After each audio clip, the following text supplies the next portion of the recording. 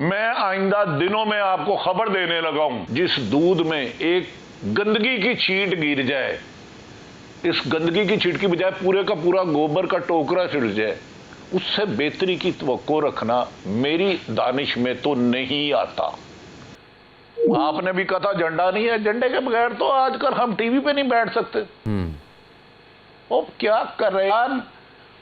हुकूमतें पूरा वक्त करती हैं जब रूल ऑफ लॉ हो, आइन हो, कानून की हुक्मरानी हो, ताकतवर और कमजोर के लिए एक कानून हो। अगर आपको याद हो 2 साल से हम यही सुन रहे हैं, मोहतरम नवाज शरीफ साहब वजीर आजम आ रहे हैं, लंदन में भी थे वजीर आजम थे, जेल में भी थे वजीर आजम थे, जहाज में भी आए वजीर आजम थे, जब बायोमेट्रिक हुआ तो वजीर आजम थे, इलेक्शन कैंपेन चली तो वजीर आजम थे, जब रिजल्ट आया तो विनिंग स्पीच के लिए खाना 750 बंदे का अलग था, 1400 का अलग था।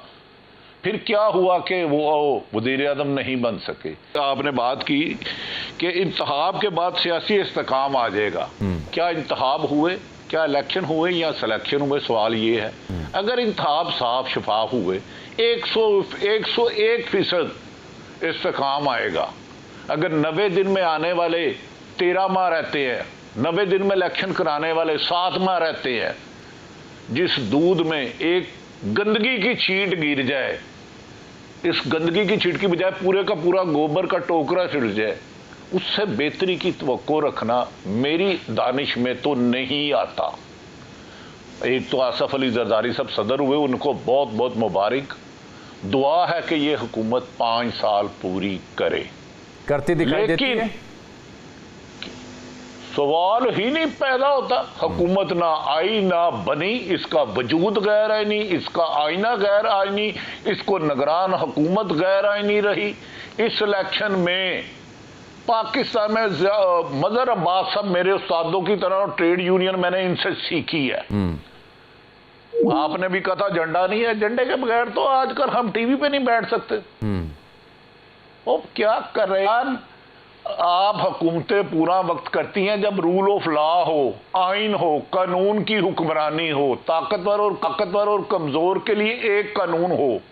जब सिलेक्टेड कानून होगा, मैं आइंदा दिनों में आपको खबर देने लगा हूं। क्या सियासतदान, वुकला और साफी मूवमेंट चलाएंगे। वो कब चलाते हैं एग्जैक्ट टाइम तो मुझे नहीं पता। जिस तरह भेड़ बकरियों की तरह रेवड़ में बांटा जा रहा है, इस तरह नहीं होगा। दूसरी बात, मोहतरम जरदारी साहब को, इमरान नवाज शरीफ शहबाज को, दोनों को मुबारक। इलेक्शन कैंपेन दोनों ने चलाई क्या थी? इससे पहले 8 में भी आपको याद होगा, जब एक डील के तहत हुकूमत बनी तो मुस्लिम लीग नून के लोगों ने पट्टियां बांध के मुशर्रफ के सामने ओथ लिया और आसफ अली जरदारी साहब पहली मरतबा सदर बने। लेकिन चंद दिनों बाद उन्होंने हुकूमत छोड़ दी कि जी ये तो मुल्क डिफॉल्ट होने वाला है, हम इनके साथ नहीं चल सकते। फिर बिलावल भुट्टो के सॉर्ट आप और मैं नहीं चला सकता इलेक्शन कैंपेन पे, क्या क्या चलते रहे। हाँ, इलेक्शन आज हो गए हैं, आज शफाफ इलेक्शन हुए हैं, लेकिन 8 फरवरी को अगर इलेक्शन शफाफ हुए हैं तो इस्तेकाम भी आएगा, मुल्क तरक्की भी करेगा। अगर उस पर लगा सवाल का जवाब ना मिला तो कशीदगी रहेगी। हाँ, ज़बरदस्ती हुकूमत 5 साल पूरी कर जाएगी, क्योंकि जिन्होंने करानी है, जब जो अगर आपको याद हो 2 साल से हम यही सुन रहे हैं, मोहतरम नवाज शरीफ साहब वजीर आजम आ रहे हैं, लंदन में भी थे वजीर आजम थे, जेल में भी थे वजीर आजम थे, जहाज में भी आए वजीर आजम थे, जब बायोमेट्रिक हुआ तो वजीर आजम थे, इलेक्शन कैंपेन चली तो वजीर आजम थे, जब रिजल्ट आया तो विनिंग स्पीच के लिए खाना 750 बंदे का अलग था, 1400 का अलग था। फिर क्या हुआ कि वो वजीर आजम नहीं बन सके। फिर क्या हुआ कि इसहाक डार जो आइंस्टाइन थे पाकिस्तान के, वो वजीर खजाना खदशा है कि ना बन सके। सही। तो इन सब के सवालात आगे चल के आएंगे। दुआ है कि बेहतरी हो।